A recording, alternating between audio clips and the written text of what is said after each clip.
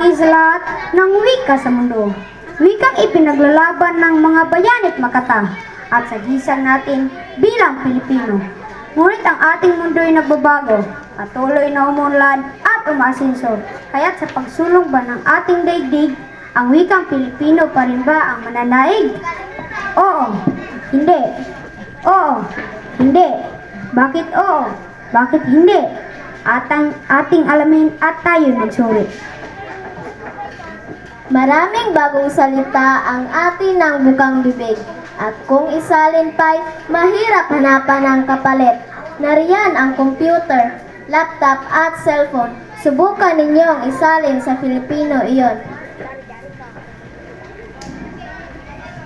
Kung ano ang basa, ang saring bigkas. At kung ano ang bigkas, ang saring sulat. Kung di mahanapan ng salita ng kabagay, pwede namang idaan sa pagbabaybay. Ang lumang abakada na palitan na at ito naging ortografiya.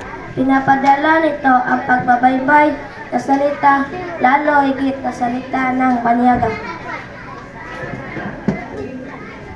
Ang ating abakada ay nabahira na ng titik ng mga banyaga. Tinalikda na ng lubusan ang makalumang paraan at nagparaya ng lubusan sa makabagong hakbang. Nadaragdagan ang salita sa talatanian habang nahuli ang mag-aaral sa silid-aralan. Papayag bang maiwan sa ere ang Pilipino kapag nakikipag-usap ka sa mga taga-ibayong dako? Nababawasan ang halaga ng wikang Filipino, pati ang paggamit at pag-aaral nito. Papayag bang malimutan ng mga mamamayan ang kanilang sarinlahi at kasarinlan?